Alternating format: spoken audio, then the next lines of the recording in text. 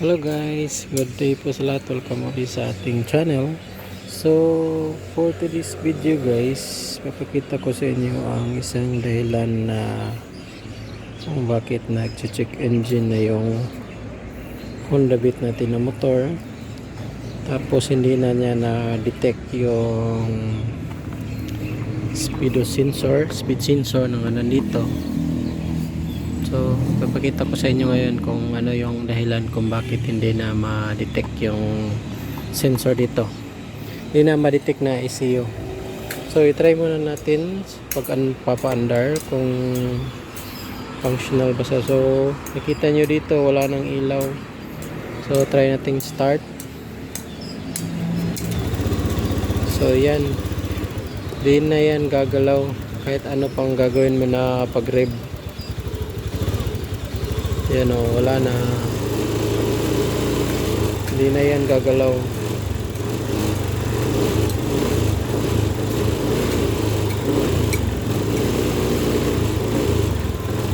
So ayan, wala. Walang reaction dito. So kung kayo ay may kagayang issue, so ito lang yung check ninyo. Itong wire na to.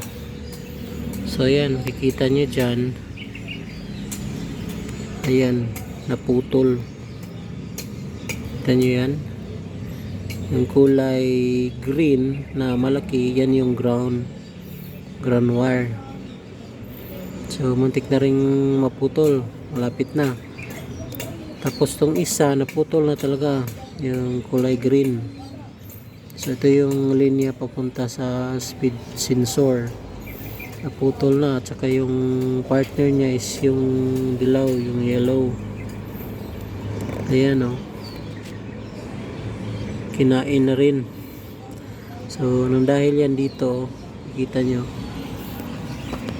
dito sa ilalim, makikita ninyo ito, dito siya tumama. Ayan o, ganyan yung posisyon niya, gumagalaw.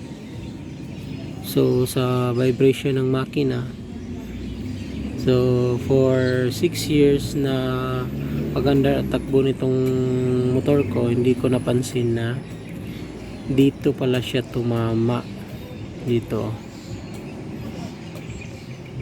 yan o, pudpud na, kinain na niya banda rito, binutasan na niya dito.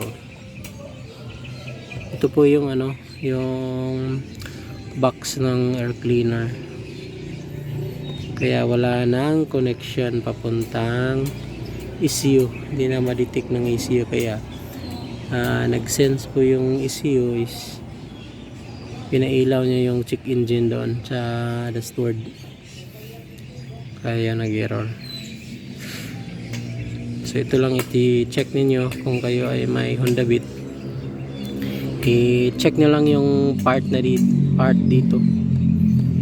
Kailangan yung ano, lagyan yung barrier o ano mang plastic na pwede nyong iharang dito para di siya tumama dito, para hindi magkagaya nito.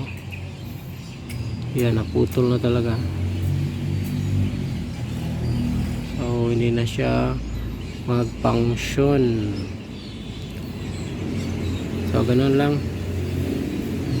So ito na guys, na dugtungan ko na ng wire, yung color green at saka itong yellow orange na wire. So ayan, dugtungan na. So try natin kung gumagana ba siya. So try natin i-start. Na siya.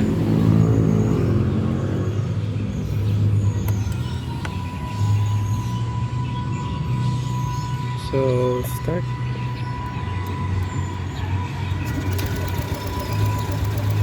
Ayan, gumalaw na siya.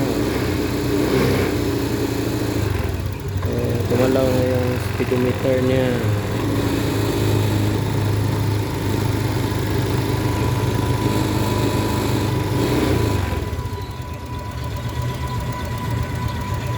goods na siya.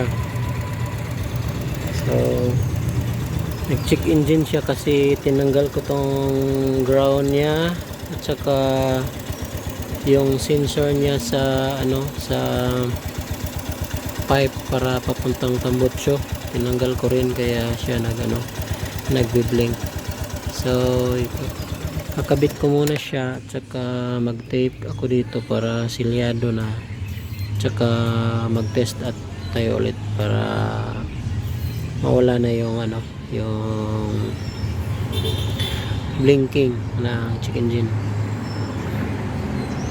Ito na guys, na fixed ko na dito.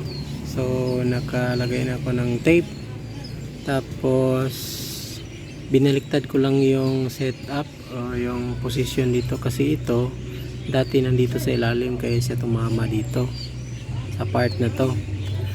So binaliktad ko, nilagay ko ito sa batay taas, tapos ito sa taas, ito dati, ngayon nandito na sa ibaba. Tapos nilagyan ko ng cable tie para hindi siya dumikit dito. Ganyan para safe na siya. Tingnan nyo naman yung nabutas na dito, itong part na to pakatama kaya yun na putol yung yung wire mismo, yung sa speed sensor talaga. So try na natin ngayon, moment of truth. So ayan, start natin. So nawala na yung check engine kasi nakabit na natin yung yung sensor doon sa ibaba. So i-rev natin. So umilaw na yung green light na eco.